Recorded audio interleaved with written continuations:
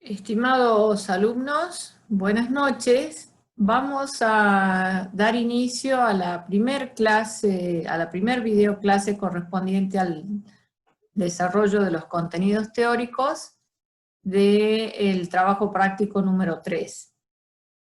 En esta oportunidad vamos a ver entonces morfología de depósitos minerales y vamos a ver lo que específicamente se refiere a las estructuras mineralizadas, el proceso de formación y clasificación de las mismas según diferentes autores.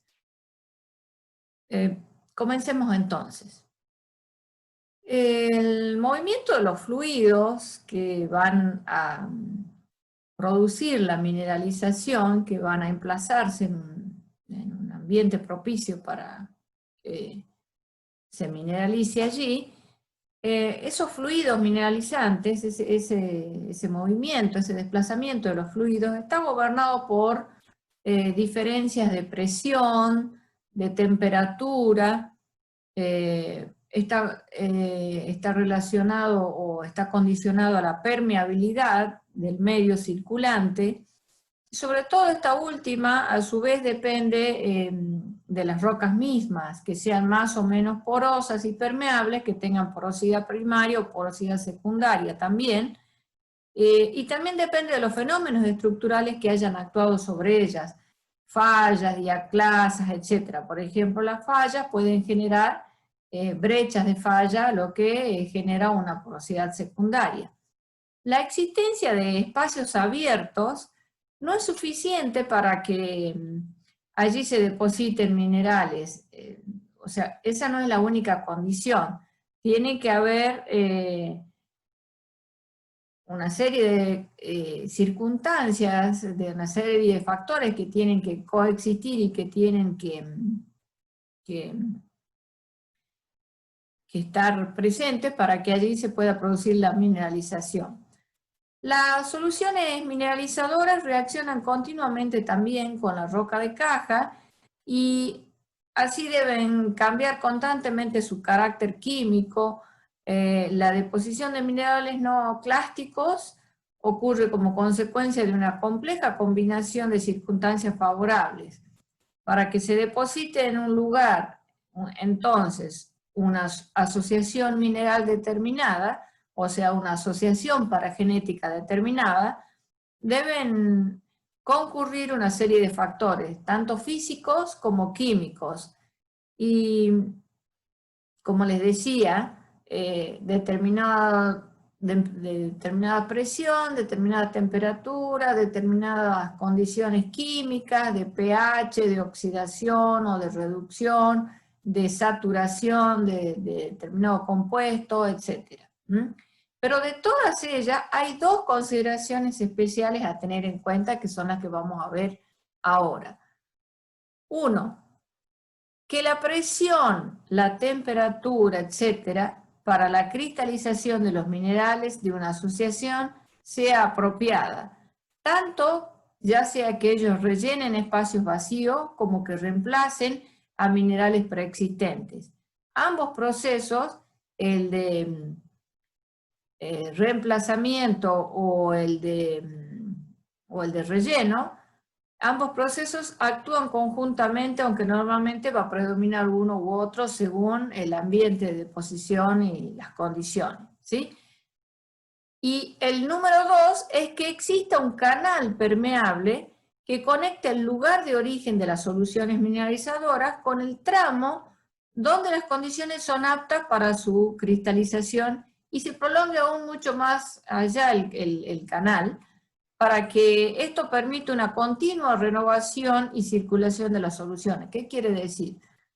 Que el lugar donde normalmente se van a depositar las mineralizaciones no está restringido a ese solo conducto, sino que tiene que haber un canal que comunique ese fluido mineralizante que proviene desde su fuente, encuentra el lugar de entrampamiento apropiado, se cristaliza allí, se deposita allí, e incluso las soluciones que no reunieron las condiciones físico-químicas que enunciamos en el apartado 1, pueden seguir migrando y eventualmente depositarse en otro lugar donde las condiciones para esa solución sí sean las apropiadas.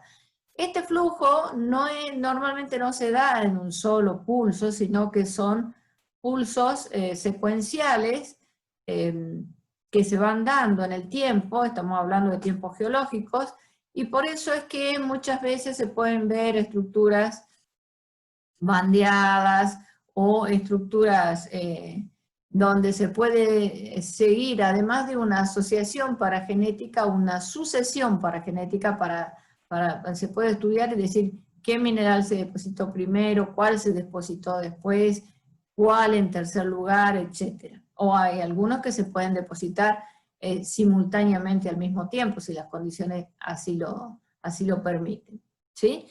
Bueno, yo en la guía les dejé, y también en los links correspondiente al desarrollo de este trabajo práctico en el Moodle, una serie de videos didácticos que ustedes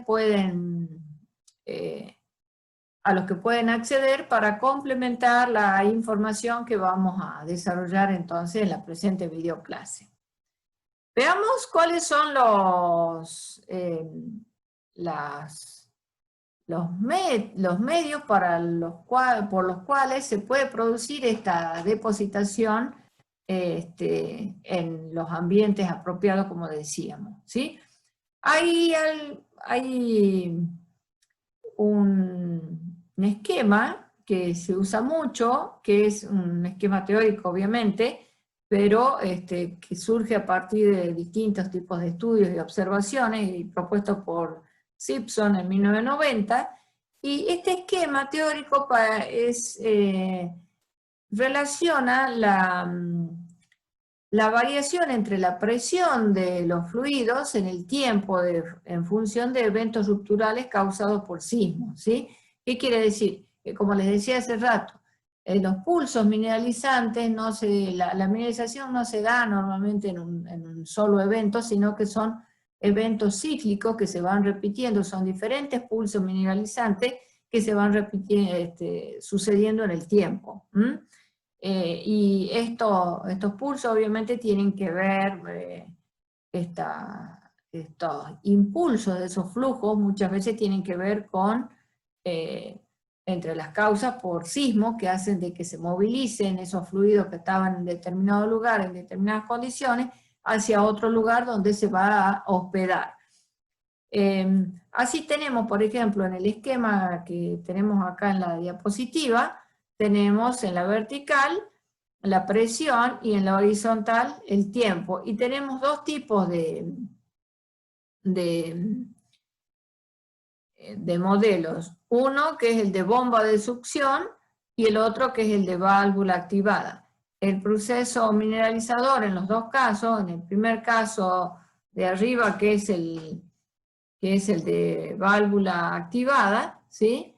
Vemos que a lo largo del tiempo la presión aumenta, se deposita en determinado lugar, decae, porque libera esa presión acumulada, vuelve a seguir generando acumulación de presión hasta una nueva depositación, hasta un nuevo pulso de depositación, vuelve en ese instante a bajar la presión, y así sucesivamente. Este sería el efecto de válvula activada, como si abriríamos y cerraríamos una válvula, ¿sí? Ahora lo vamos a ver con más detalle.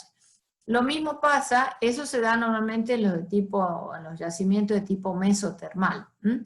Mientras que en los de menor temperatura, donde las presiones también son menores, pero no inexistentes, como podemos ver allá, podemos ver en el gráfico, donde fundamentalmente predomina en este caso pH, que es la presión hidrostática, mientras que en el caso anterior P1 era presión litostática. O sea, en los mesotermales podemos tener, además del efecto de la presión hidrostática, también la presión litostática, o sea, la presión de líticos o del paquete lítico suprayacente, ¿sí? En el caso entonces de los epitermales, que sería el de bomba de succión, ¿sí? Vemos que las presiones son menores, predomina la presión hidrostática, y el proceso mineralizador también en este caso es repetitivo, o sea, secuencial. Se da tenemos una determinada presión, se produce la deposición, desciende la presión porque se libera, empieza a acumular nuevamente presión, hasta un nuevo evento y así sucesivamente, ¿sí? La presión, ya sea hidrostática o suprahidrostática, cae durante el proceso entonces y vuelve a acumularse durante los periodos de quietud del sistema, como vemos allí. Les decía entonces que no se da en un solo pulso, en un solo evento, sino que es secuencial en el tiempo, y por lo tanto, por ejemplo, veamos en esta fotografía, donde tenemos un filón, una veta, un filón de casiterita, donde tenemos aquí a los costados un poco de roca de caja, ¿sí? O roca huésped, y una roca de caja, normalmente en este caso. Allí tendríamos una abertura determinada, donde primero se dio un pulso que está en los flancos de casiterita, y que sería el mineral de mena. Y en un pulso posterior, bajo nuevas condiciones, otro pulso se introduce y deposita cuarzo, que sería el mineral de ganga en este caso, ¿sí? Esto es una foto de la mina San Fénix en La Coruña, en España, ¿sí? Bueno. Bueno, veamos ahora cómo es el mecanismo de mineralización tipo bomba de succión.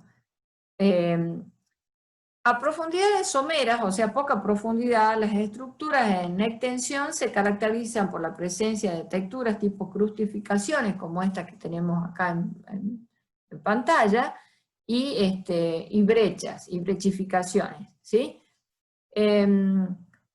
Estas brechas son brechas de implosión, caracterizadas por un arreglo tipo rompecabezas de fragmentos angulosos de la roca encajante, ¿sí? Entonces, ¿cómo es el tema en esta mineralización tipo bomba de succión? Que sería esta que tenemos aquí abajo, que dice epitermal, ¿sí? Tenemos ustedes imaginen que tienen una roca, una estructura que todavía no ha sido mineralizada, y yo la voy a poner acá. Vamos a agrandar un poquito esto para que puedan verlo. Entonces, imagínense que esto que tengo aquí yo es la roca, el paquete lítico que todavía no ha sido fracturado, fragmentado. Empiezan las presiones en sentidos contrarios, distensivas, o sea, y se empieza a marcar se empieza a insinuar la falla, ¿sí? Después vemos que en un nuevo tiempo, que a medida que sigue aumentando un poco la presión, ¿sí? Tenemos esta situación entonces, donde ya se empieza a debilitar toda la zona, y en una última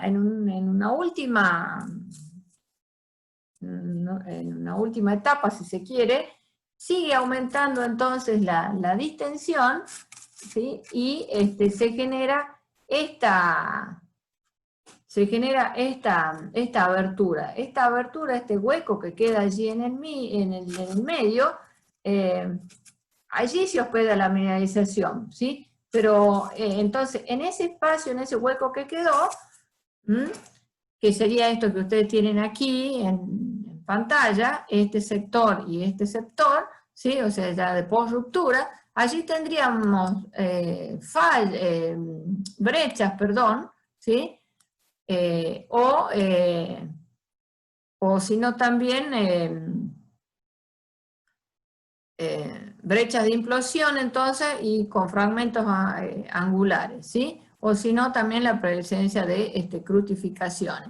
Serían unas texturas así de este tipo, entonces, donde tenemos que la mineralización está rellenando los espacios vacíos dejados por las brechas, que son estos clastos mayores que se ven aquí. ¿Y cómo se produce el fenómeno este?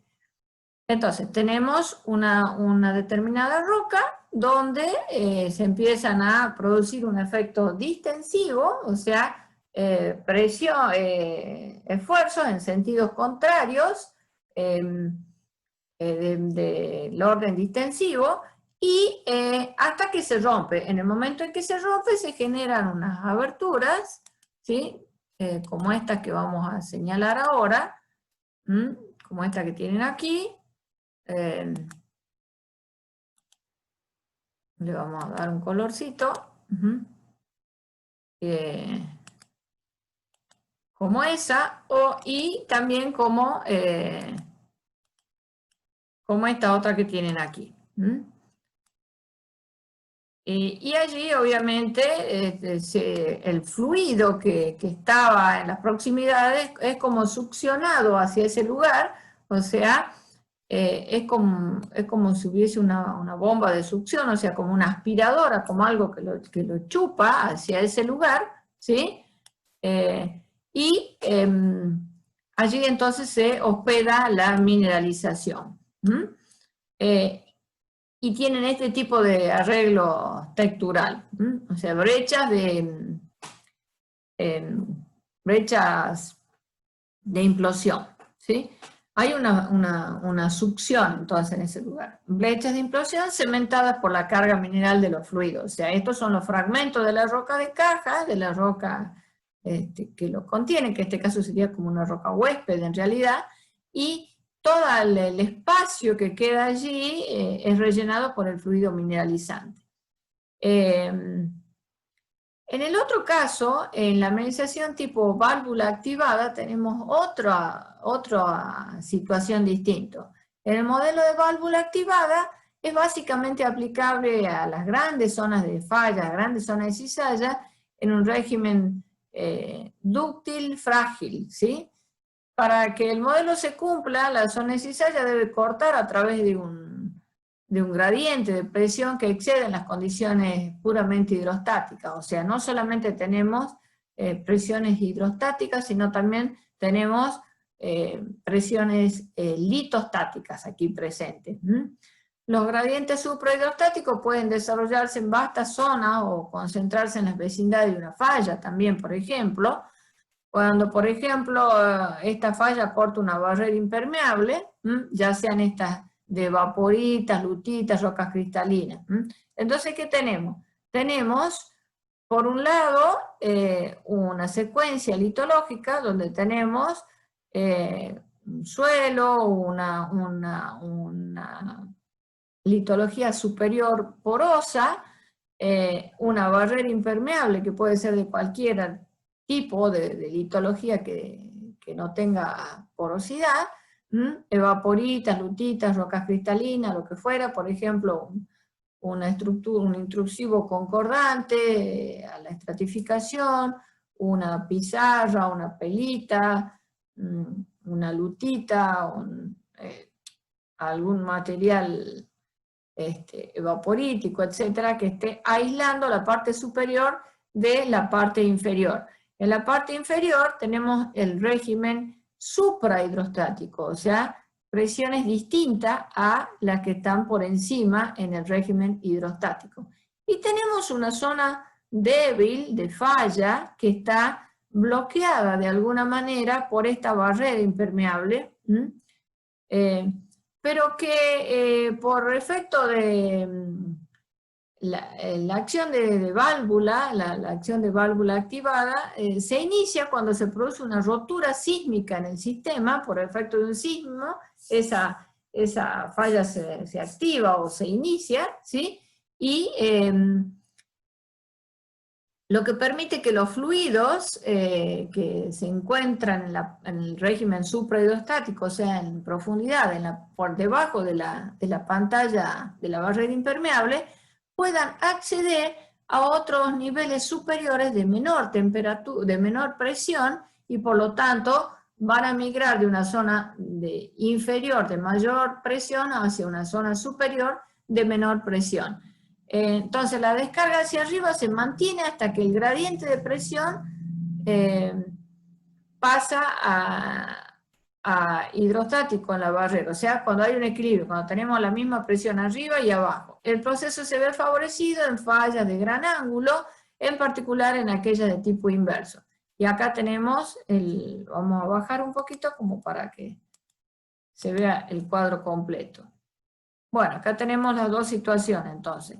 La prerrotura, donde tenemos una litología superior con una presión de un régimen hidrostático, una presión hidrostática determinada, una roca porosa. Tenemos una barrera impermeable, una roca que no es porosa, y por debajo tenemos otra roca porosa, pero que tiene un régimen suprahidrostático con una presión mayor. Entonces tenemos mayor profundidad en la vertical y mayor presión de fluido hacia allá, en la horizontal, ¿sí?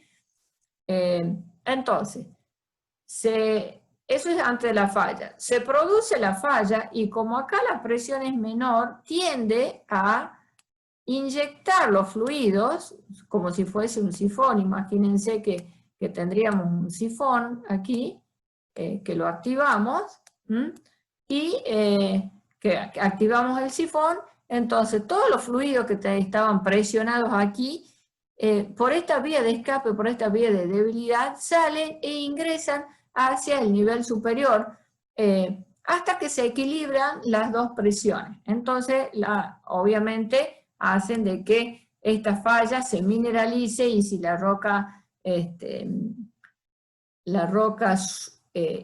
suprayacente en la parte superior también es porosa, puede también mineralizarse los contornos, ¿sí? Acá tenemos una fotografía de un relleno de falla que puede responder a esta situación, por ejemplo. Entonces, tenemos que la mayor o menor cantidad de mineral y riqueza de un depósito va a estar regulada por el tipo de solución mineralizadora original, ¿sí? Y por el largo y ancho del tramo donde las condiciones son aptas para su cristalización. O sea, por un lado, necesitamos que haya determinadas condiciones de esa solución mineralizadora, ¿sí? Por otro lado, también necesitamos que la estructura que va a ser mineralizada tenga unas dimensiones apropiadas. Entonces, la mayor o menor cantidad de mineral que se va a depositar allí va a depender del tipo de solución mineralizante y de las dimensiones y características de la estructura que va a hospedar, va a albergar esa mineralización. El juego de la influencia conjunta de estos dos factores hace que sea posible clasificar a los depósitos minerales y su forma de acuerdo a la estructura original que posibilita la deposición. Según el control estructural y o físico-químico, ya sea presión, temperatura, tiempo, composición, pH, presencia de oxígeno, agua, etc., la variedad de controles es prácticamente ilimitada. O sea, hay, pero muchísimas estructuras. O sea, y por lo tanto hay una variada gama de clasificaciones de estas estructuras. Aquí, por lo tanto, solamente nos vamos a limitar a describir solo algunas de las formas y estructuras que más frecuentemente se desarrollan en los depósitos minerales, independientemente de su génesis, ¿sí? De cómo se formaron. bueno, como les decía, hay varias clasificaciones y en la larga historia del desarrollo de las estructuras de los yacimientos se pueden distinguir fundamentalmente 3 etapas, según Víctor Smith. Una etapa de premineralización con estructuras previas a la mineralización, o sea, estructuras preexistentes que ya existían antes de que se produzca la mineralización, estructuras que son de intramineralización, o sea, que se producen conjuntamente en el momento de la mineralización, o que se forman esas estructuras hospedando la mineralización, y estructuras de postmineralización, o sea, estructuras que se forman después que ya se ha mineralizado la zona. El aspecto geológico de los yacimientos minerales, en lo fundamental, se determinan por las estructuras tectónicas, los elementos de la estructura no tectónica relacionados a la compactación de las capas, con la erosión intra e interformación, con los corrimientos antiguos, con los desplomes cárticos, el aumento de volumen durante el calentamiento y su reducción durante el enfriamiento, o sea, contracción, dilatación, contracción, dilatación, contracción, con la recristalización de las rocas y con fenómenos volcánicos. O sea, la gama es muy variada, ¿sí? Los principales elementos tectónicos de las estructuras de los yacimientos son la deformación de plegamientos, también de disyunción y de agrietamiento, ¿sí? Vamos a empezar a ver entonces algunas de las estructuras geológicas de premineralización, estructuras preliminares, o sea, preexistentes a la mineralización y que pueden llegar a hospedar esa mineralización. Entonces, entre las estructuras de premineralización, por un lado tenemos las estructuras plegadas, ¿sí? Estructuras plegadas preminerales, según Víctor Smith, ¿no? Y estas estructuras plegadas que son anteriores a la mineralización, según se las puede clasificar o dividir según el mecanismo de formación, y así tenemos pliegues de flexión con deslizamiento, pliegues bloqueados, diapíricos de cizallamiento, según la correlación de las capas en los pliegues de estructura interna paralela o de estructura similar, como vamos a ver algunos ejemplos. Según los tipos complejos plegados, plegamiento lineal, completo tipo alpino, plegamiento de domo, discontinuo tipo germano, plegamiento intermedio, en cresta, en caja. Bueno, y veamos algunos ejemplos. Acá tenemos, por ejemplo, un pliegue simétrico, donde las capas internas y externas son todas iguales, con igual comportamiento, y es simétrico hacia ambos flancos y la cresta. Y acá tenemos otro ejemplo de un pliegue que es asimétrico, donde ya tiene cierta inclinación, la charnela está inclinada hacia un costado, tiene un flanco más largo que el otro, y el comportamiento de los estratos que constituyen el pliegue no es homogéneo, tiene cierta mayor ductilidad o plasticidad en el estrato interno, por ejemplo, en este caso, ¿sí? Bueno, eso por citar un ejemplo, pero hay muchos, ¿verdad? Vamos a ver ahora otros. Por ejemplo, aquí tenemos un conjunto de pliegues en el Himalaya, donde vemos grandes estructuras regionales totalmente plegadas, con un plegamiento fuerte, continuo y erosionado, obviamente, porque podemos ver las estructuras en el flanco del Himalaya totalmente erosionadas. Imagínense ustedes que el Himalaya corresponde a una zona de colisión de dos placas que obductan hacia arriba, ¿sí? O sea, tenemos lo contrario que nosotros normalmente tenemos acá en la cordillera de los Andes. Acá tenemos en la cordillera de los Andes una placa oceánica que subducta o que se mete por debajo de la placa continental. Imagínense que esta sea la placa continental y la placa oceánica se está, hagámoslo al revés para que ustedes lo puedan ver. Entonces, y la placa oceánica se está metiendo por debajo de la placa continental, que es más liviana. Allí en el Himalaya tenemos dos placas continentales que chocan y se elevan. Bueno, otro ejemplo de un plegamiento así sería por ejemplo, un plegamiento que se da por un pliegue simétrico donde tenemos una manifestación en superficie con cursos radiales hacia afuera, ¿sí?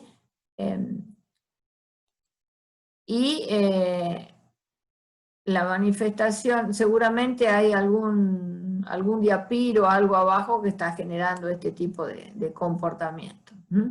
Acá, por ejemplo, tenemos otra imagen donde podemos ver un pliegue, una estructura diapirítica, un domo, donde tenemos, por ejemplo, por supuesto estas son líneas sísmicas, ¿no? Tenemos aquí en celeste un estrato, acá tenemos el domo salino, que como tiene menor densidad que los estratos suprayacentes, empuja hacia arriba, y genera toda una serie de pliegues de arrastre secundario a los costados, y que se manifiestan también en superficie como lagos salados, como cuencas, y entonces genera toda una estructura discontinua, ¿sí? Porque también todas las capas suprayacentes que tienen encima hacen que, como la sal tiene menor densidad, tiende a migrar por algún lado y forma esta estructura de domo, ¿sí? Que también tiene interés desde el punto de vista petrolero, ya que aquí en los flancos, en el contacto entre la sal y los pliegues de arrastre, se pueden llegar a ubicar algunas mineralizaciones petrolíferas o no, de acuerdo al fluido que esté circulando, obviamente. También tenemos otro tipo de pliegues, como este que se puede ver acá. Vamos a analizarlo un poquito. Tenemos este pliegue asimétrico.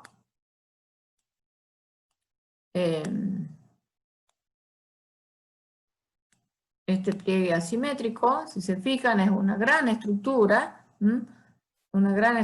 plegada asimétrica, pero que además tiene vamos a marcar. Tiene una falla que hace que la charnela se corra. Si ustedes pueden relacionar aquí, fíjense qué es lo que está pasando a lo largo de todo esto. Ahí vamos a aumentarle vamos a dar color para que se pueda ver mejor, y le vamos a dar un poquito más grueso la línea. Fíjense, esto, si se fijan ustedes, toda la estructura esta como que se corrió con un empuje desde aquí, así, ¿sí? Un empuje hizo que toda la estructura plegada de alguna manera se cabalgue por encima de la otra, ¿sí? Parcialmente por encima, y a partir de esta falla de despegue, ¿sí? Y acá ustedes ven que los estratos están prácticamente verticales, ¿sí? En contraposición con estos otros que hay. Y bueno, por supuesto se dan también una serie de pequeñas fallas menores acá, no sé si se logran observar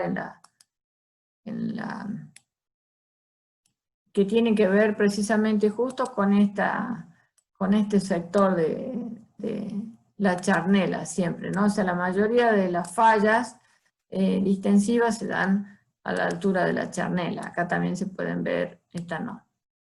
Se pueden ver algunos, por ejemplo aquí, y también otra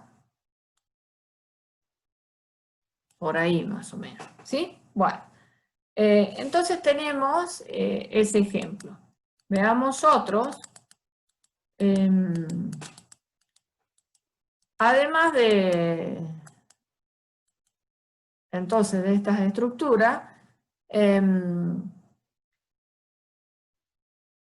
las condiciones de formación endógenas de menas en los pliegues son determinadas por la posible circulación de las soluciones mineralizadoras y la localización de sustancia mineral transportada por ellas en los estratos flexionados de las rocas estratificadas. O sea, la roca tiene que estar estratificada, tiene que tener cierta porosidad, ¿sí?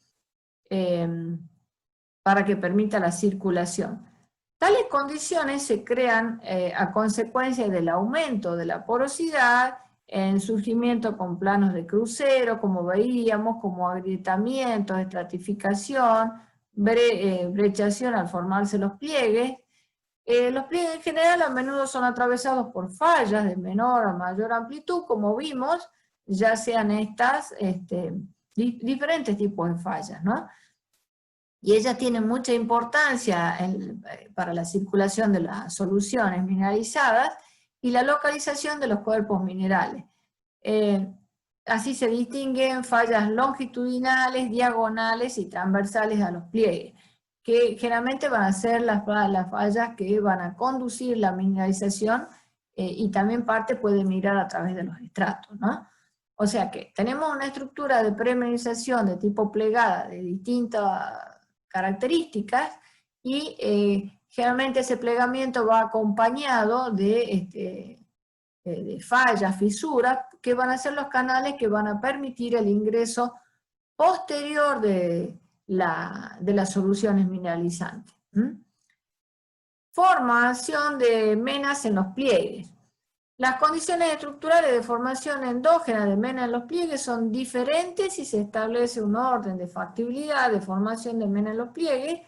Podemos decir que los sitios más favorables corresponden a las charnelas de los anticlinales en primer lugar, o sea, a esta zona de curvatura, la zona superior, ¿sí? O sea, si tenemos la estructura plegada, supóngase que mi celular sea el pliegue, entonces la charnela es esta zona superior, y que está toda agrietada, fisurada, entonces es la zona que mayores posibilidades tiene de hospedar mineralización. Ejemplos de ello tenemos en sedimentos ordovícicos de la cordillera oriental que tienen mineralizaciones metalíferas, allí hospedadas. Bueno, y en menor, si seguimos un orden entonces de prioridad de mineralización, el lugar más favorable para hospedar la mineralización en los pliegues es la charnela, pero también después puede ser con menor frecuencia en los flancos y por último en los inclinales, o sea, los inclinales son los lugares menos favorables. Los pliegues anticlinales aseguran la concentración de las soluciones en las cumbres de los pliegues normalmente. Ahora, además de los pliegues preminerales, tenemos fallas que también pueden existir antes, previas a la mineralización. O sea, fallas preminerales. Las fallas tectónicas preminerales son las vías por las que las fusiones y soluciones magmáticas, o sea, los fluidos magmáticos, los fundidos magmáticos, las soluciones magmáticas mineralizadas, procedentes de las partes profundas de la corteza terrestre, penetran en los pisos superiores de la corteza y se dirigen hacia la zona de localización de los yacimientos magmatógenos. Estos últimos se extienden en forma de cadenas a lo largo de tales fallas y forman fajas lineales de mineralización, las cuales juegan un papel importante en las regularidades de ubicación espacial de la materia prima mineral endógena. ¿Qué quiere decir? Hay distintos tipos de fallas y mineralizaciones asociadas. Tenemos fallas planetarias, como esta que tenemos acá, que son las que permiten dividir a la Tierra en un conjunto de piezas como un rompecabezas, o sea, son fallas de grandes dimensiones. Por ejemplo, nosotros en Sudamérica tenemos aquí toda esta falla, toda esta placa de subducción, la placa de Nazca, y donde la placa de Nazca, que tiene una corteza oceánica, que se genera en la dorsal centrooceánica, llega hasta el continente y como tiene menor densidad, subducta y se mete por debajo, y al meterse por debajo se va fundiendo, se va calentando, fundiendo, y a su vez sobre el ambiente la placa continental, la placa sudamericana, que es más liviana, que flota por encima de la otra, esa presión que genera la placa al subductar, ¿sí? La fricción, hace que se vaya levantando y vaya generando la corteza, vaya generando la cordillera de los Andes. Y sobre la cordillera de los Andes tenemos una serie de aparatos volcánicos y un montón de otras estructuras, y tenemos fajas de mineralización, como podemos ver en la próxima, en el próximo gráfico, como este que tenemos acá, donde entonces tenemos fajas de acuerdo a esta régimen. Tenemos entonces la placa oceánica que subducta, ¿sí? por debajo de la placa continental y genera, se calienta, funde y genera magma que asciende y genera depósitos de hierro, cobre o cobre y oro en una posibilidad. Más hacia adentro, ya sobre el cratón concretamente, también hay actividad volcánica a mayor profundidad de la placa subductada, se generan depósitos de wolframio, cobre, molibdeno o plomo, plata, zinc con cobre también, o sea, los depósitos hidrotermales característicos. Si todavía nos venimos, también depende del ángulo, ¿no? Con el que penetre la otra placa. Por ejemplo, esto hacen con un ángulo marcado de 60 grados, con un ángulo de 40 en el otro caso, por ejemplo acá con un ángulo de 30 grados, o sea, cuando la placa penetra con menor ángulo sobre la otra, ¿sí? Y más profundo en el continente, tenemos los depósitos porfíricos de molibdeno o de wolframio y molibdeno, y también, por último, más aún hacia el continente, tenemos, y relacionado ya con cuerpos, con cámaras magmáticas intrusivas que ascienden cerca de la corteza, tenemos depósitos de tipo senotermales con estaño, wolframio, podemos tener fluorita, etc. Sí, algo de litio también. Bueno, entonces vemos de que estas fallas que tienen carácter, que son fallas profundas, ¿sí? Primero están las fallas planetarias, que son estas que dividen la corteza en diferentes bloques o piezas. Después tenemos las fallas profundas, que se extienden a centenares de kilómetros. Por ejemplo, estas se pueden seguir, estas fajas mineralizadas se pueden seguir desde Perú, atraviesan toda Bolivia y llegan a la Puna Argentina. Entonces tenemos una faja aurífera, una faja estagnífera, una faja de estaño y plata, por ejemplo, entre otras.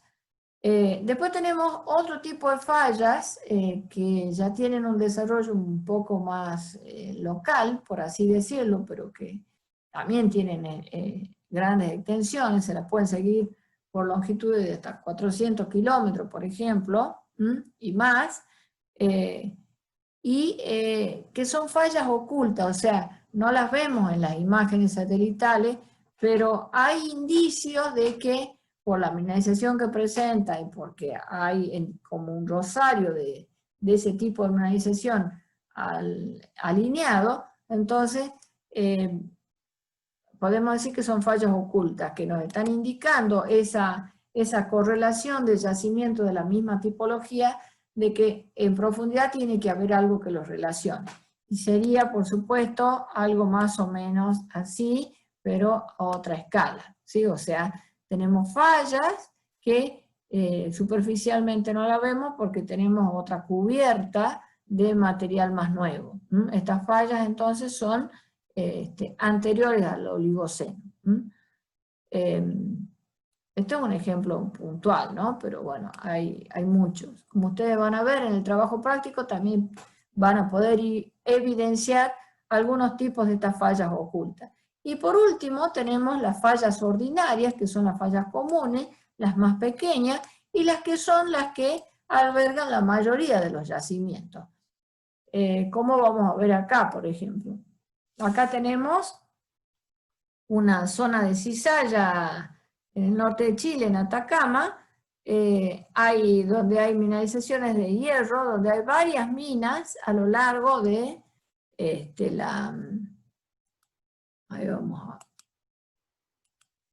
hay varias minas a lo largo de esta falla, que vamos a marcar, que vamos a señalar ahora, y le vamos a dar un poquito más de contorno, más de grosor, para que se note bien. Entonces, tenemos este ejemplo que les decía de Chile. Acá tenemos una mina, acá tenemos otra, a lo largo siempre de esta falla, y acá tenemos otra falla, ¿sí? Por ejemplo, vamos a ir viendo. Tenemos otra mina aquí, por citar algunas. Tenemos otra mina aquí, y tenemos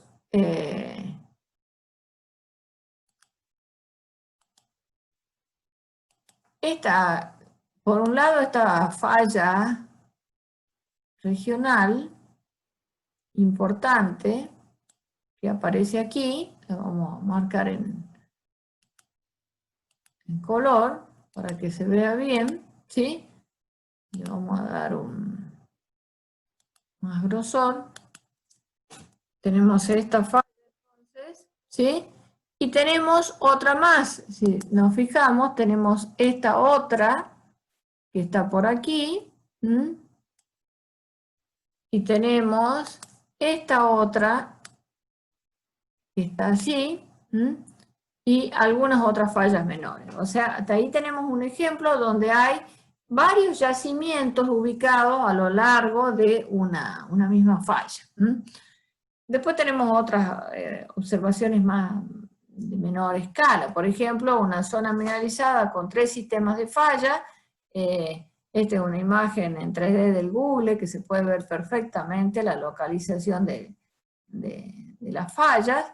Acá tenemos un detalle de una zona de falla transcurrente al norte del distrito minero de Punitaqui, en Chile, una falla transcurrente que se puede seguir perfectamente, con una mineralización de oro, cobre y mercurio en Chile, o sea, una mineralización epitermal. Y ahora, otra cosa que es importante señalar, que hay que clasificar las estructuras geológicas según las vías de circulación de las soluciones mineralizadas. Ya vimos las estructuras de premineralización, pliegue por un lado, fallas por otro. Ahora vamos a clasificar a las estructuras geológicas según las vías de circulación de las soluciones mineralizadas, ¿sí?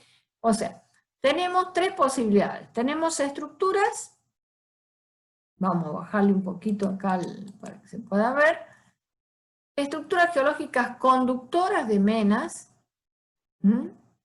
que serían esto que aparece acá en negro, bien grueso, o sea, con mayor grosor. Estructuras geológicas distribuidoras de menas, que estarían acá en roja, y estructuras geológicas encajantes de menas, que aparecen con líneas puntuadas. ¿Cuál es cada caso? Estructuras geológicas conductoras de menas son las consideradas como canales que determinan los puntos de penetración, o sea, la solución viene por este canal conductor, por esta estructura que es grande, que es profunda, que conecta con los niveles, con la fuente, procede de las partes más profundas, dentro de los límites del campo metalífero, pueden estar mineralizadas o no, o simplemente facilitar el flujo de la mineralización que migra hacia niveles superiores. A veces poseen, si bien no están mineralizadas, no están rellenas, pero poseen algunos vestigios de mineralización, o alteraciones en la roca, por ejemplo. Esas serían las estructuras geológicas conductoras de menas, o sea, canal conductor, como este que vemos acá en profundidad, en negro.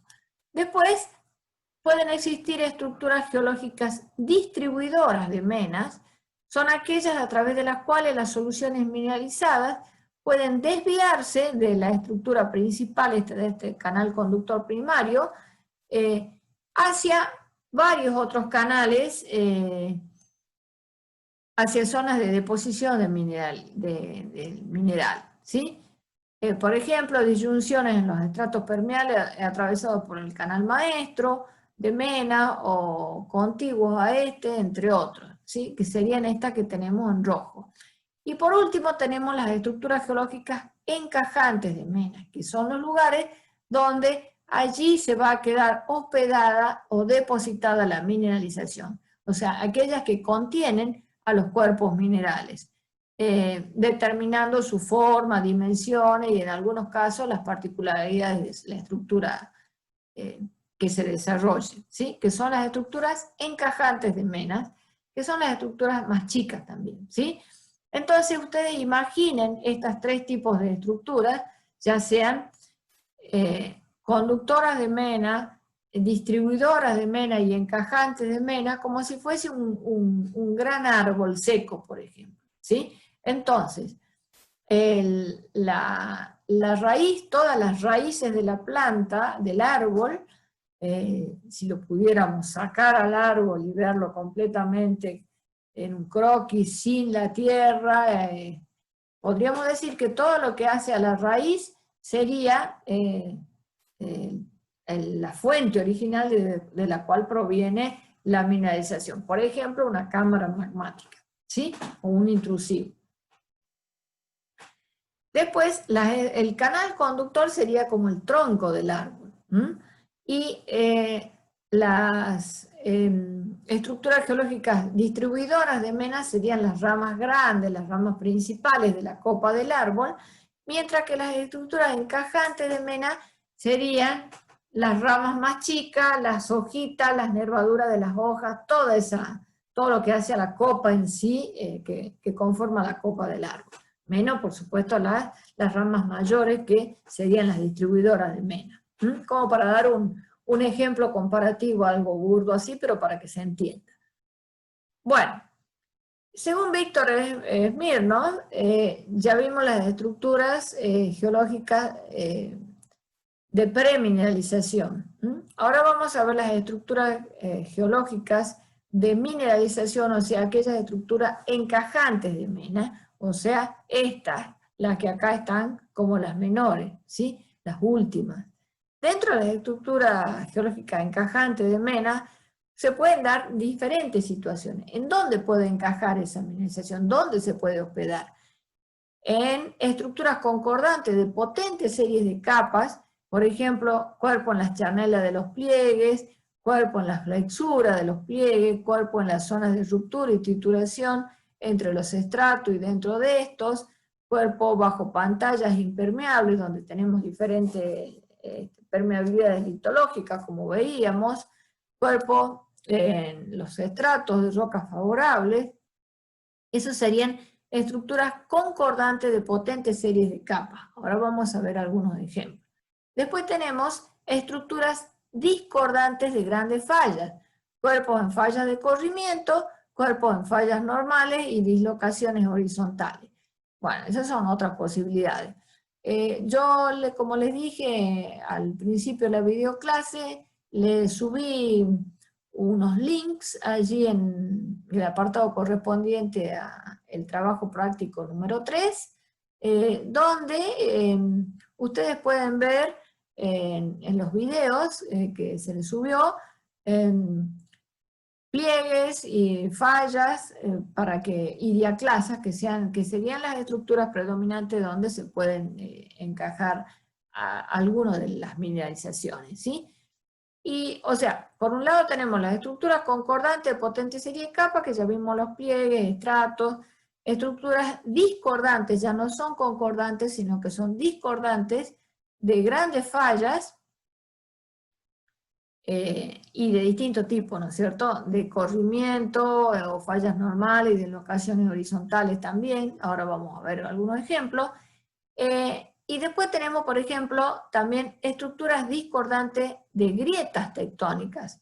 Cuerpos en las grietas de desprendimiento, cuerpos en las grietas de ruptura en un sistema, en dos sistemas, en tres sistemas inclusive, en grietas de ruptura y desprendimiento de dos sistemas, en grietas en emplumado, en la intersección de grietas, en zonas de agrietamiento, en zonas de esquistosidad, o sea, diferentes posibilidades de hospedar la mineralización en estructuras discordantes de grietas tectónicas. Veamos estos tres ejemplos, algunos ejemplos relacionados con esto, y después avancemos sobre las otras estructuras geológicas encajantes de mena, que serían las estructuras plutonógenas o relacionadas con plutones, con estructuras ígneas plutónicas, y después tenemos las vulcanógenas, o sea, relacionadas con los aparatos volcánicos, y por último, por supuesto, tenemos estructuras combinadas de otras posibilidades. Por ejemplo, cuerpos en la intersección de grieta de los estratos. Veamos algunos ejemplos específicos. Por ejemplo, veamos acá, en esta fotografía, ustedes tienen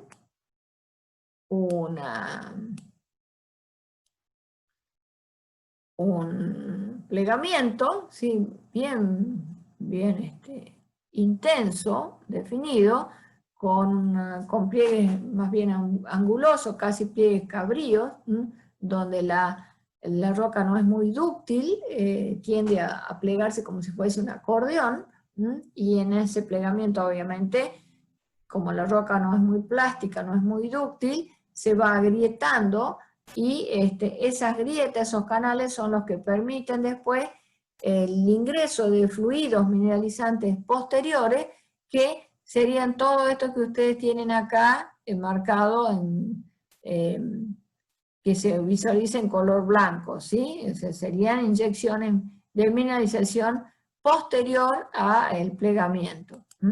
Veamos otro ejemplo. Por ejemplo, acá también tenemos un pliegue asimétrico, y en ese pliegue asimétrico en forma interna, siguiendo un estrato más poroso o más fragmentado, se observa que se inyectó una mineralización determinada, que la misma después también se la puede observar acá, y que para nada se correlaciona con la secuencia de estratos, sino que es discordante en este caso, ¿sí? Y bueno, también se observa por aquí una grieta de ruptura en el plegamiento, y otra por acá, y tal vez alguna que no se visualiza bien, pero que se pueda correlacionar con esta estructura. También dijimos que veamos esta otra. Aquí, por ejemplo, se observa de nuevo una secuencia de sinclinal y anticlinal plegado, una falla posterior que desplaza, tenemos el movimiento de la falla al revés, acá para que ustedes lo puedan ver en pantalla, ¿sí? Tenemos entonces que un bloque se desplazó hacia arriba y el otro bloque se desplazó hacia abajo, y este estrato de correlación es el que nos está marcando el sentido de desplazamiento de esta falla, que puede albergar, permitir el paso de soluciones y mineralizar. También se observan otras fallas menores que no están marcadas acá, por ejemplo, una aquí, otra aquí, pero fundamentalmente esta, y esta otra grande que está desplazando la estructura. Después, por ejemplo, podemos ver otras, como esta, ya, que es bien ilustrativa, y se puede ver un pliegue, personas caminando encima del pliegue. Esta es una estructura, un pliegue, esta es una estructura plegada, donde tenemos un flanco, el otro flanco, la cresta, que están caminando sobre la cresta, y por efecto del plegamiento, la cresta como que se empieza a romper, se empiezan a ver las fisuras, que son las que están marcadas acá en la cresta, ¿sí? Una fisura axial. Y obviamente esa fisura puede ser un canal conductor de la mineralización, hospedante de la mineralización inclusive, ¿sí? Bueno, estructuras discordantes de grandes fallas, cuerpos en la falla de corrimiento, cuerpos en las fallas normales y dislocaciones horizontales, como vimos, y también por estructuras en grietas tectónicas, diferentes tipos de agrietamiento, como vamos a ver, pero veamos un solo ejemplo, como una estructura discordante. Tenemos una roca, acá a los flancos que casi no se la ve, en color gris, y tenemos toda una grieta, una zona con mineralización hospedante acá en el centro, posiblemente tal vez una pegmatita o algo por el estilo, con mineralización asociada allí, ¿sí? Que es discordante obviamente a la estructura que está penetrando. Bueno, estructuras plutonógenas, cuerpo en las estructuras de estratificación magmática, en inyecciones sucesivas, en grietas de contracción, en fluencias magmáticas, en los contactos de intrusiones concordantes, o también en los contactos de intrusiones discordantes, como podemos ver acá, ¿sí? O sea, tenemos hacia niveles profundos. Ustedes saben que bajo la presión litostática y el gradiente geotérmico a niveles muy profundos en la corteza, la roca se funde, se forma una anatexia, un granito de anatexia, y esto puede generar el ascenso por diferencia de densidad y por efecto de las presiones también, de inyecciones de ese magma hacia niveles superiores, por ejemplo que tenga un esquisto, un gneiss aquí abajo, como burbujas, hablando en términos burdos, porque en realidad son de grandes dimensiones, ¿verdad? Van como globos o burbujas de los plutones, van, o cámaras magmáticas que van avanzando el magma hacia arriba, y genera estos plutones, estos cuerpos de grandes dimensiones, que pueden llegar a cristalizar, a enfriarse allí sin llegar a la superficie en el ascenso del magma, y por lo tanto van a formar estas estructuras plutogénicas discordantes con las rocas que atraviesan. Y obviamente a la vuelta de la roca que atraviese van a generar alteraciones tipo skarn, por ejemplo, o depósitos relacionados. También puede haber pegmatitas, y esto tiene una serie de fisuras que permite el escape de los gases. Pueden generarse grietas que asciendan desde niveles muy profundos hacia otros niveles más superficiales, y generar diques, y estos encontrar estratos favorables para que permitan la deposición intraestratal o entre estratos de estructuras, de componentes litológicos de esos magmas ígneos, y por lo tanto vamos a tener depósitos tipo SIL, por ejemplo, o si son lentiformes, lacolito, o si son cóncavos hacia arriba, lopolitos. También, como le dije, se pueden generar estructuras discordantes de menores dimensiones, que sean los diques, por ejemplo, estructuras filonianas, y inclusive pueden llegar a, ese magma puede llegar hacia superficie. Si llega hacia superficie hay un gran escape de gases, libera las presiones, etc.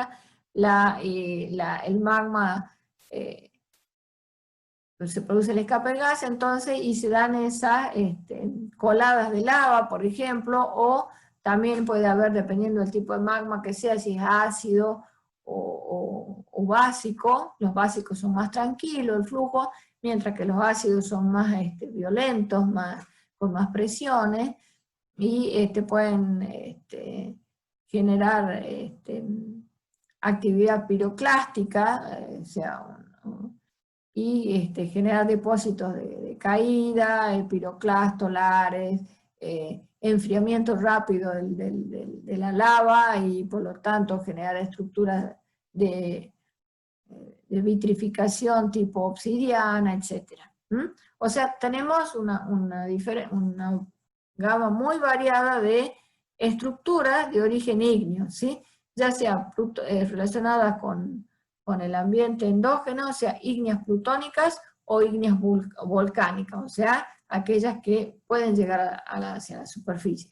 Si pueden llegar hacia la superficie, entonces, y formar un aparato volcánico, tenemos que se pueden dar mineralizaciones en las chimeneas volcánicas, en las calderas volcánicas, en las chimeneas de explosión, en las grietas anulares, en las grietas, en las estructuras de estratificación volcánica, e inclusive acá no está señalado, pero también en los domos, ¿sí? Como les decía, se puede generar todo el aparato volcánico en sí, puede llegar a constituir, si tiene una estructura de mineralización hidrotermal tipo Stowell, por ejemplo, puede llegar a constituir el depósito, o puede tener ciertas fisuras por donde puede circular la mineralización. El mismo conducto de la chimenea volcánica puede hospedar mineralización, generar unas brechas PAI, por ejemplo, o si no, generar depósitos piroclásticos, o depósitos acá en el cráter, en la caldera o en el domo, que se puede llegar a generar arriba. Aquí tenéis, por ejemplo, tenemos algunas figuras. Esta, donde está mostrando un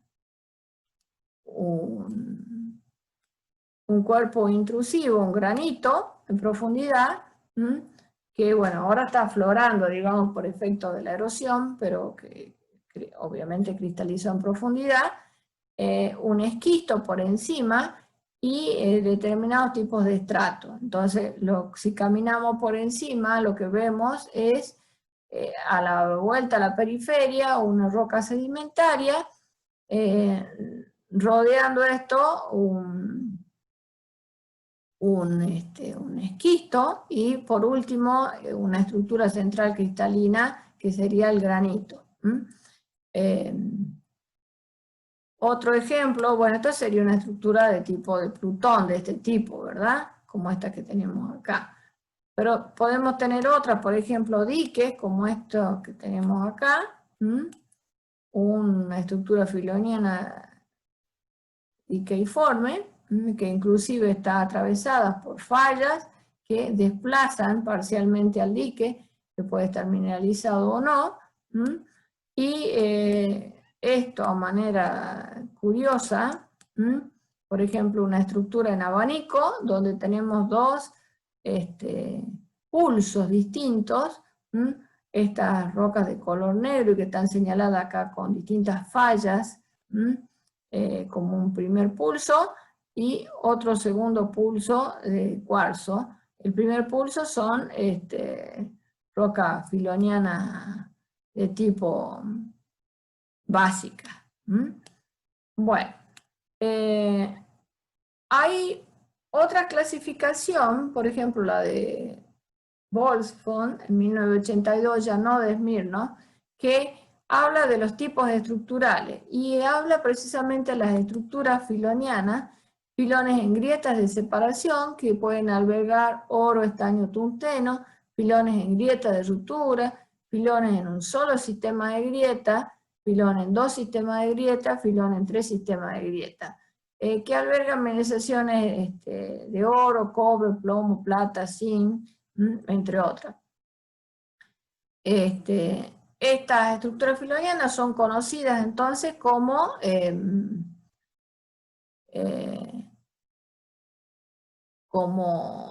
filón de fisura o beta, y hay diferentes tipos de arreglos posibles. Por ejemplo, decíamos, en un solo sistema de grieta, o sea, un montón de fisuras o de filones paralelos, en dos sistemas, uno primario y otro secundario que lo atraviesa y que lo desplaza al anterior, como este ejemplo que tenemos acá en la fotografía esta que podemos ver. Entonces tenemos esta estructura de color blanco que es primaria, y esta posterior que la desplaza y a su vez también se mineraliza. Esto, fíjense en el tamaño que tiene, acá tenemos una moneda, ¿sí? O sea, es de pequeña escala. Inclusive podemos tener hasta tres sistemas donde un sistema desplaza al otro y después el otro posteriormente lo desplaza. Y después tenemos un montón de arreglos, ¿sí? Por ejemplo, en echelón, como esta que tenemos acá, que sería este sistema, tenemos un flanco, otro flanco, y se puede ver perfectamente el sentido de movimiento, ¿sí? O sea, cómo se desplazan, extensionales como las de este tipo, 1, 2, acá tenemos 1, 2, 3, 4, con una especie de microplegamiento interno, plumosas en cizalla, como esta que tenemos acá, entre otras. Bueno, repasando entonces en cuanto a los ambientes más favorables o menos favorables para la formación de estructuras en falla. Lo más favorable, como ya vimos, que era el ejemplo de una fisura tipo extensional, como es esta que aparece acá en pantalla. Tenemos un abanico extensional imbricado, estructura tipo cola de caballo. El dúplex extensional es posible el desarrollo de pull apart, una flor negativa. Acá tenemos una mineralización en ese tipo. Entonces acá tenemos forma comparativa para que puedan ver una lupa, una brújula, perdón, la capa superior, la capa inferior, y a partir de esa distensión que se genera el hueco, donde hospeda esta mineralización. En el sentido contrario, tendríamos el otro caso que sería el ambiente desfavorable, que sería el ambiente de compresión, porque no succiona y no deja un hueco que permite albergar la mineralización, sino que por el contrario presiona y cierra. O sea, cuando la compresión se da como dos partes de dos bloques que se empujan uno enfrentando al otro, o sea, es de tipo compresivo en este caso, ¿sí? Y bueno, acá tenemos una fotografía para que puedan ver esa situación, o sea, uno como que cabalga encima de la otra, la cierra completamente a la estructura y no permite albergar la mineralización. Bueno, algunos otros diversos arreglos de filón en zona de cizalla, por ejemplo, según Hodgson en 1989, tenemos venas oblicuas en cizalla de segundo orden, de primer orden, vena central de cizalla, venas oblicuas de cizalla, venas extensionales, como veíamos hace rato, sigmoidales, como en este caso. Fíjense, acá tienen una lapicera, tienen la roca y las venillas sigmoidales. Arreglo conjugado, oblicuas tipo Z en extensión, arreglo conjugado también acá, según un plegamiento. Bueno, ven que las posibilidades son muchísimas, inclusive las escalas, ¿no? Estamos hablando de fisuras, fallas regionales a nivel planetario y a otras a nivel de centímetros, inclusive a nivel de microscopio, ¿sí? O sea, tenemos todas las posibilidades de hospedar mineralización de distintas escalas. Bueno, acá también les muestra un ejemplo de una roca que tiene una evolución de una fractura y posterior relleno. Acá tenemos una insinuación, una incipiente tensión, una tensión que hace incipiente esta fisura. Después vemos que inclusive la mineralización misma, por ejemplo, biotitas, se empiezan a alinear de alguna manera respondiendo a la plasticidad, ¿sí? Fíjense, estas están orientadas así, hacia abajo, y las otras en el sentido opuesto hacia arriba. Sigue generándose la presión a lo largo del tiempo, ya además de encontrarse alineada la mineralización en ese sector, ya se marca una fisura, aunque no se rompió totalmente, y después posteriormente sí, ya se rompe, se abre, y podemos ver que esto que veíamos aquí, alineado, lo tenemos acá, arriba un espacio y abajo, entonces este espacio que queda acá en el medio, esto es lo que se rellenó con la mineralización, ¿sí? A posteriori. Bueno, después también tenemos estructuras estratiformes. Por ejemplo, en charnelas, como habíamos visto en una estructura anticlinal, ya vimos que la parte de la charnela era la más favorable. También cuando hay un cambio de fase, en un acuñamiento donde la litología cambia, allí también se puede albergar mineralización, sobre todo fluidos que migran, fluidos secundarios que migran, ¿no? También se pueden dar estructuras en las charnelas, en las flexuras, o si no, también fallas interestratificadas en el polimetálico, ¿sí? O también algunas estructuras estratiformes sin deformación, que son estructuras bandeadas que pueden albergar mineralización concretamente, ¿sí? Por ejemplo, acá tenemos hierro bandeado tipo BIF, ¿sí? Aquí y acá sí he sufrido plegamientos, distorsión, acá se lo aprecia mejor. Acá tenemos, por ejemplo, donde se ve perfectamente el hierro bandeado, y después otra, por ejemplo, intercalaciones de cromita y anortosita, acá en color claro y oscuro, que serían todas estructuras de tipo bandeadas, estratiformes, ¿sí? En forma de estrato. Otro ejemplo serían acá, por ejemplo, en estas calizas, ¿sí? Tenemos, por ejemplo, diferentes estructuras de caliza. Acá tenemos una falla, acá tenemos otra falla, que están conectando litologías distintas.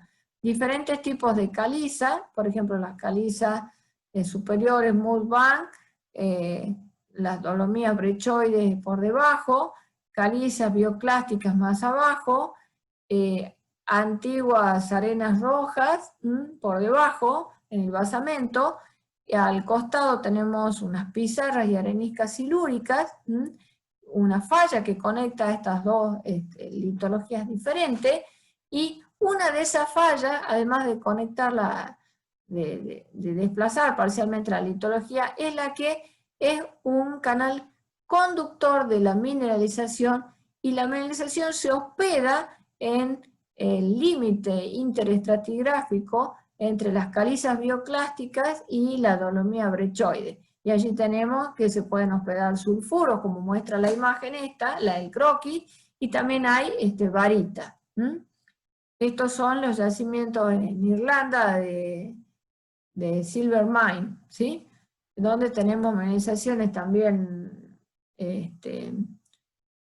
con sulfuros de plomo, zinc, cobre, a menudo acompañados de fluorita y barita, que pueden llegar a ser mayoritarios inclusive y constituir una mena en algunos casos.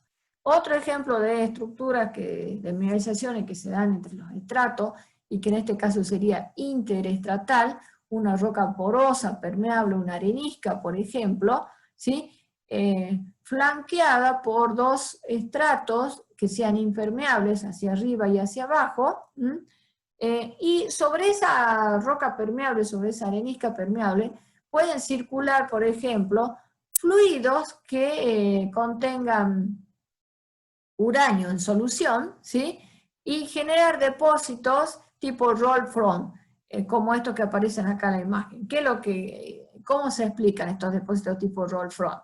El flujo mineralizante que contiene uranio viene avanzando en este sentido, y bueno, y acá tiene obviamente estamos en un ambiente reductor, ¿no?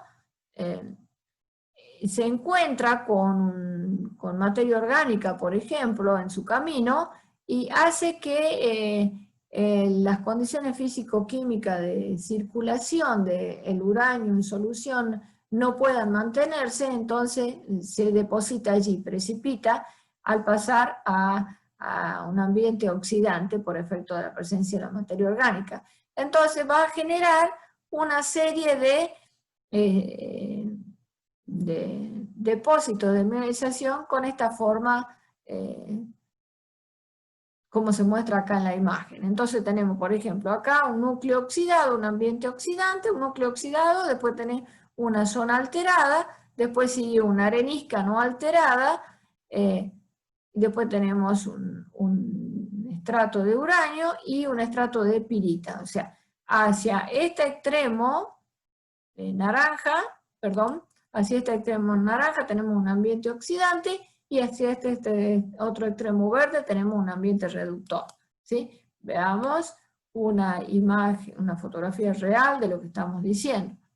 Tenemos una arenisca, un ambiente oxidante, la solución circulaba por aquí, cambia las condiciones porque encuentra materia orgánica en el medio, el uranio no puede seguir manteniéndose en solución, precipita y me da un depósito de este tipo, y hacia este lado tendríamos un ambiente reductor.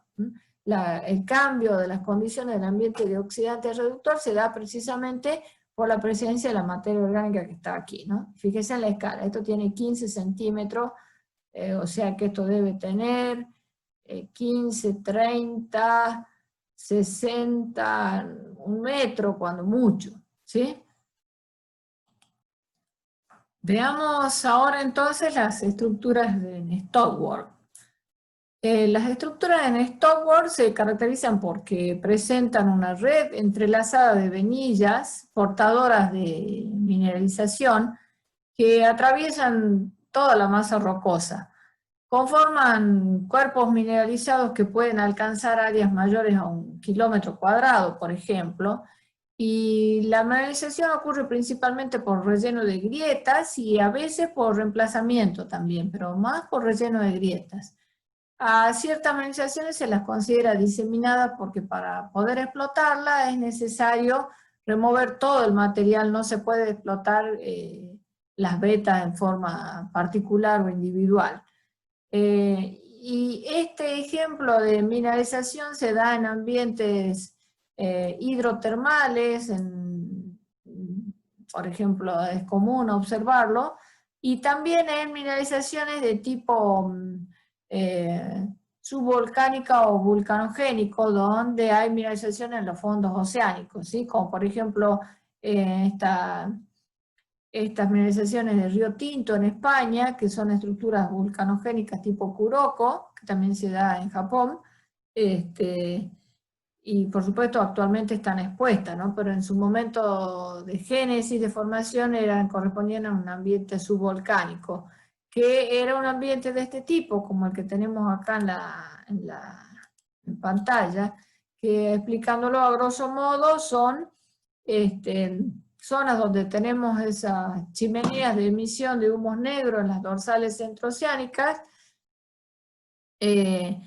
y allí hay mezcla de agua juvenil, agua magmática, con aguas de mar, que ascienden por un canal conductor que va a formar posteriormente el Stoward, este sistema de venillas entrelazadas, este enjambre de venillas, y llegan a la superficie y desprenden esos humos negros que son aguas, esta mezcla de aguas con mineralizaciones con sulfuros. Y eso hace que vaya generándose una serie de mineralizaciones determinadas y que haya una zonación tanto a lo horizontal como en lo vertical. Allí tenemos como una lente o un capuchón arriba de sulfuros masivos, por debajo tenemos pillow lavas, y por debajo, y en el centro tenemos el Stoward, y por debajo de eso, más cerca de la fuente, podemos tener un gabro estratiforme, por ejemplo, ¿sí? Vamos a verlo con más detalle. Supóngase, es más o menos esto que tienen acá. O sea, tenemos el canal conductor que va a generar lo que se conoce como la zona de fractura, la zona fracturada, donde tengo todas las venillas, que sería lo que se conoce como Stoward, ¿sí?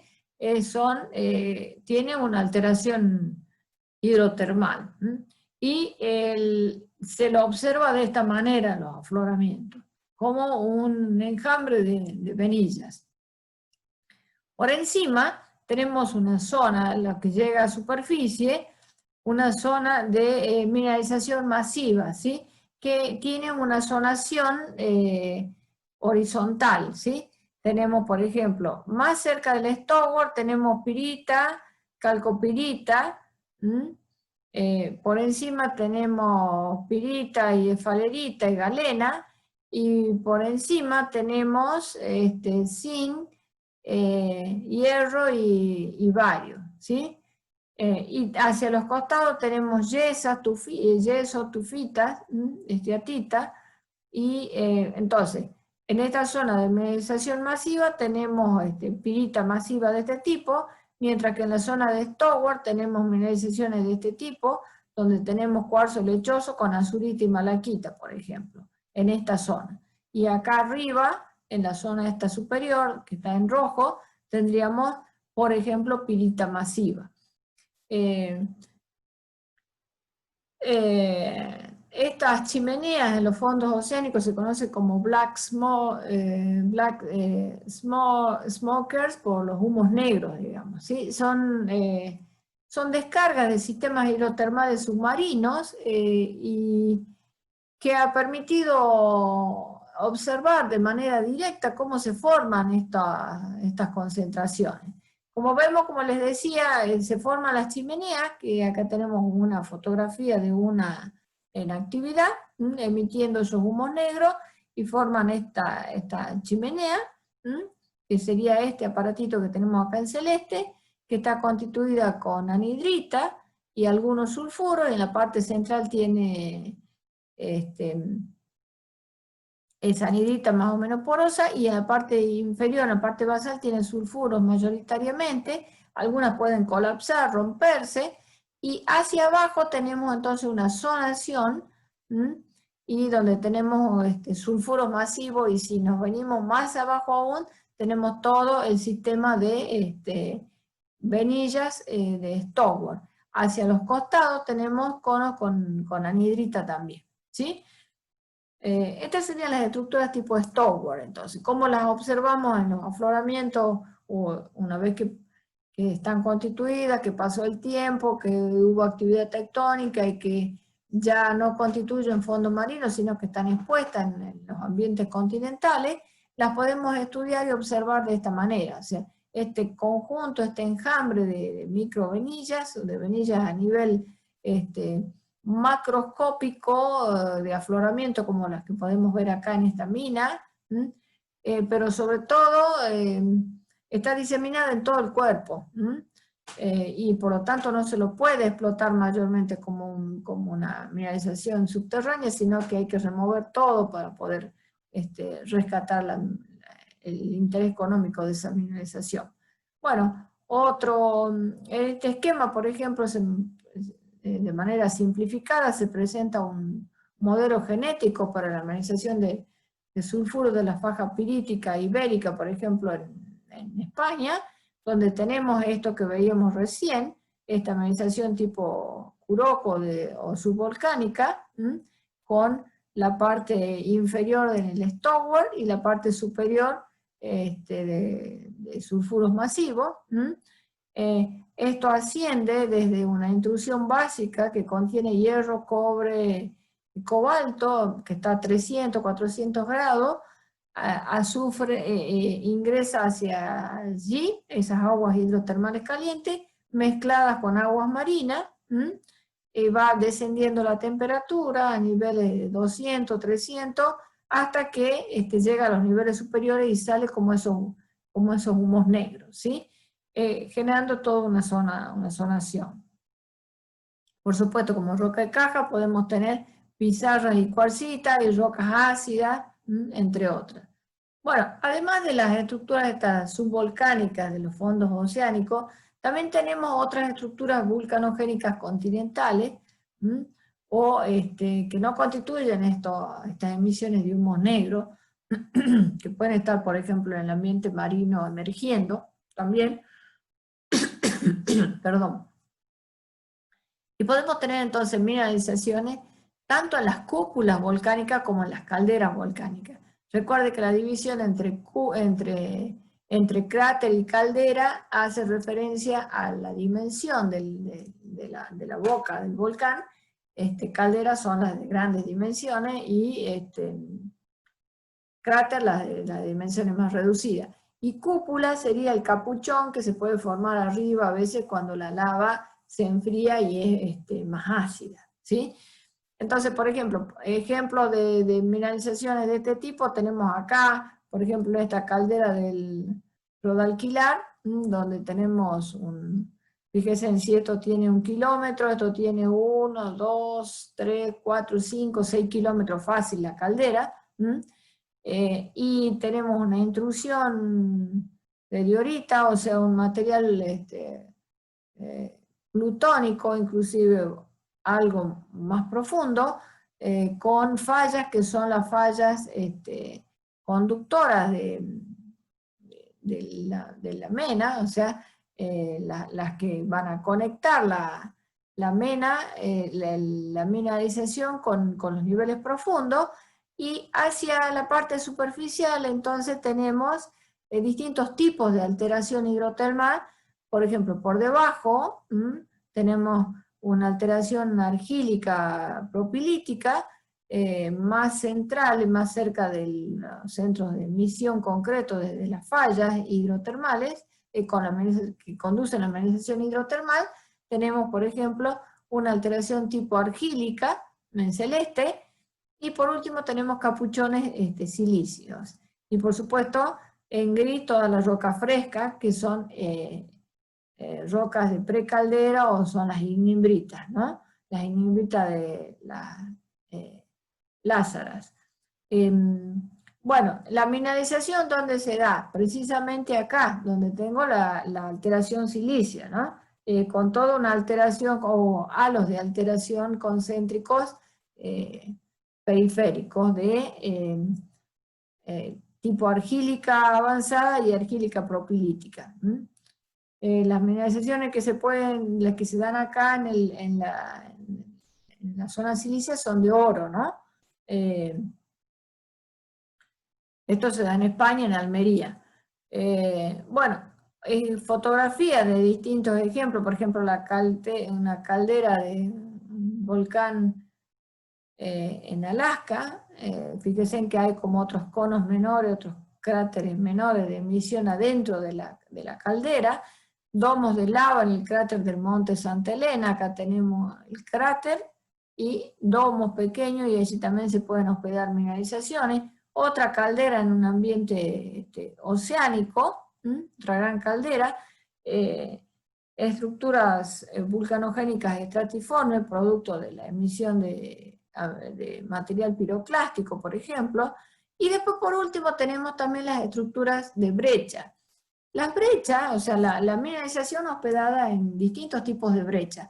Las brechas pueden ser de tipo sedimentaria, que son las más clásicas, las que ustedes aprendieron en petrografía, pero también puede haber brechas tectónicas producto de la generación de fallas. También puede haber brechas volcánicas y brechas intrusivas. En todas ellas es factible de que podamos encontrar mineralizaciones. Entonces, por supuesto, las brechas están constituidas por fragmentos angulosos y una matriz, y la mineralización, esos fluidos mineralizantes se hospedan en la matriz, ¿no? Y pueden presentar diámetros desde milímetros hasta varios metros.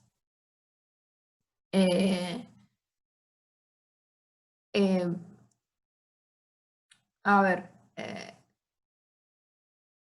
los distintos tipos de brechas, entonces, hablando, tenemos brechas intrusivas.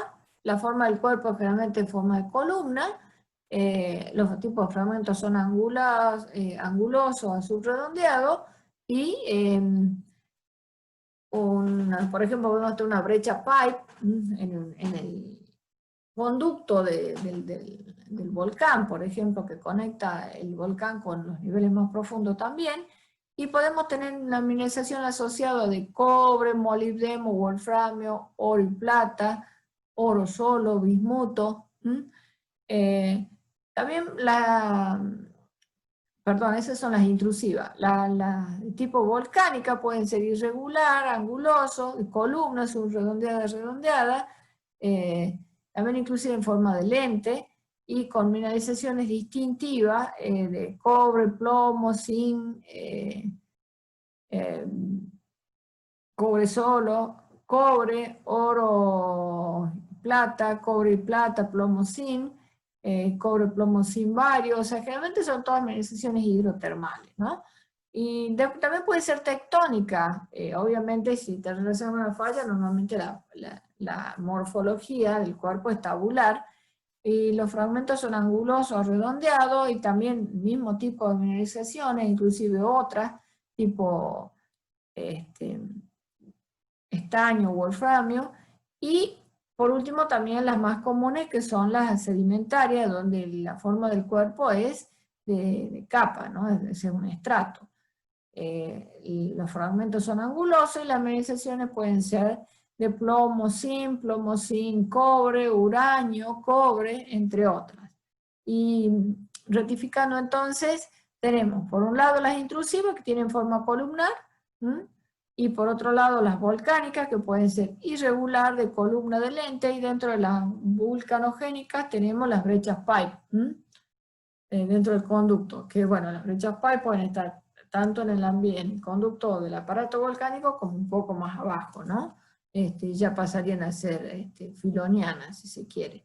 Bueno, acá tenemos ejemplos de, por ejemplo, una diatrema rellena con material piroclástico, que sería una brecha pipe, que origina este tipo de brechas, este tipo de columna origina, puede hospedar rocas kimberlíticas con fenocristales de diamante.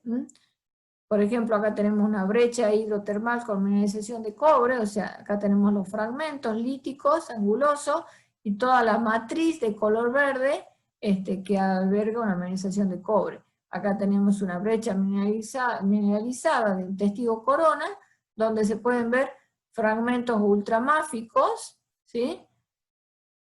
Mineralizados de níquel y cobre, elementos del grupo del platino, en agua blanca en el sudeste de España. Y por supuesto, lo que les nombraba recién de esta brecha pipe, ¿sí? en estructura, entonces vulcanogénica, después de ser desde un filón hacia arriba, ¿sí?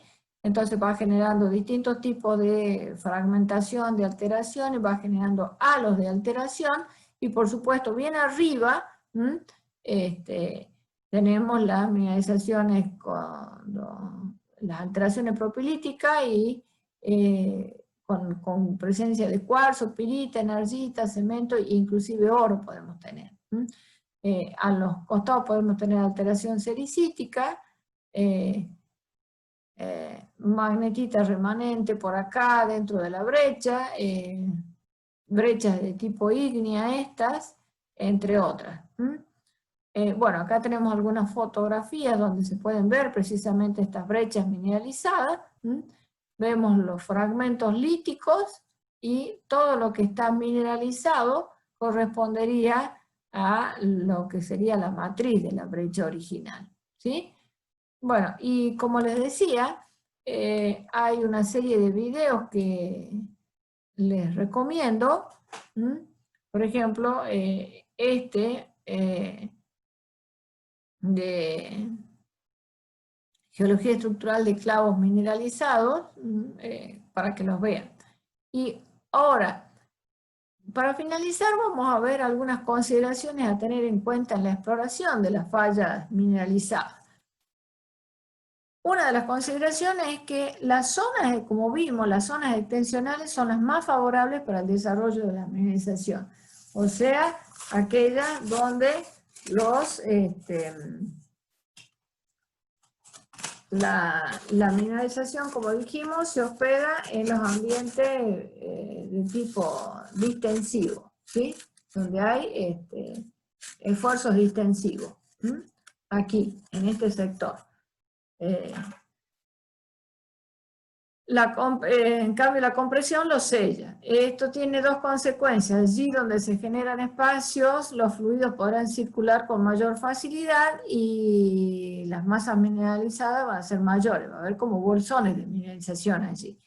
Ahora, otra consideración es que las fallas y estructuras asociadas cumplen dos roles principales en la formación de los yacimientos.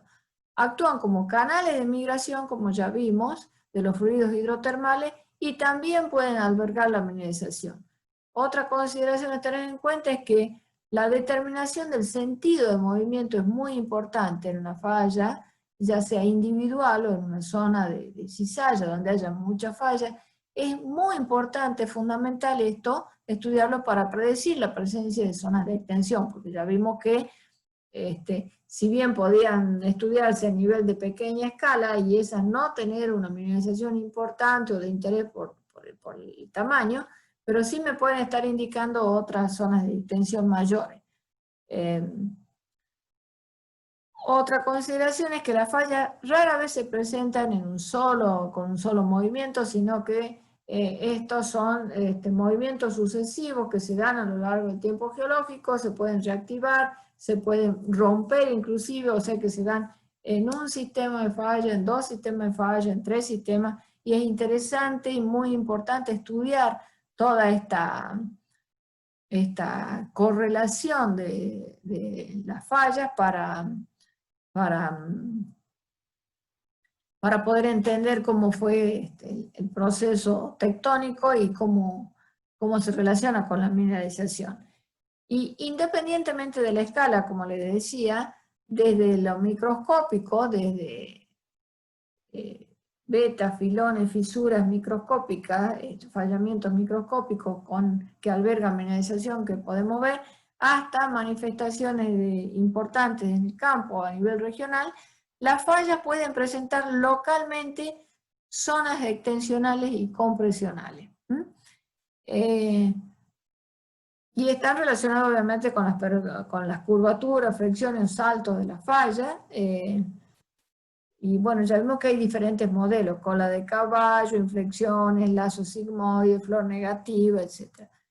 Por otra consideración importante es que el segmento más interesante es la zona de cizalla, o sea, allá donde se rompe la falla, donde se rompe el estrato, porque genera todo una craquelación, un ambiente poroso donde se puede albergar la mineralización. La zona de cizalla, esa zona de ruptura, pueden tener una larga y compleja historia, o sea, porque la falla se puede reactivar más de una vez, porque los pulsos mineralizantes pueden ser variados, etc. Y por último, hay que señalar que la exploración de los yacimientos tiene que estar basada antes que nada en el conocimiento de la geología local y regional de una zona. La determinación de la estructura a su vez es un requisito esencial para entender la geología, y dado que las fallas juegan un rol principal en la formación de un gran número de mineralizaciones hidrotermales, entender cómo funciona este sistema tectónico, este sistema de falla, es fundamental para poder entender cómo se hospeda la mineralización en un yacimiento. O sea que, como ven, poder identificar las estructuras, estudiarlas, entenderlas y relacionarlas es uno de los pilares de la exploración de las mineralizaciones, ¿sí? Bueno, como les reitero entonces, y por último, es señalar que no existen fallas buenas o fallas malas, en general todas presentan sectores más favorables por partes que otros para hospedar o albergar mineralización. Como les dije entonces, hay diferentes videos que se les recomienda, que ustedes los tienen allí en la guía de trabajo práctico, y también se los subí en los links. Y hasta acá entonces el desarrollo de la clase práctica de los contenidos teóricos previos necesarios para la realización del trabajo práctico número 3 de la videoclase del día de hoy. Les agradezco la larga atención prestada y les deseo que tengan buenas noches.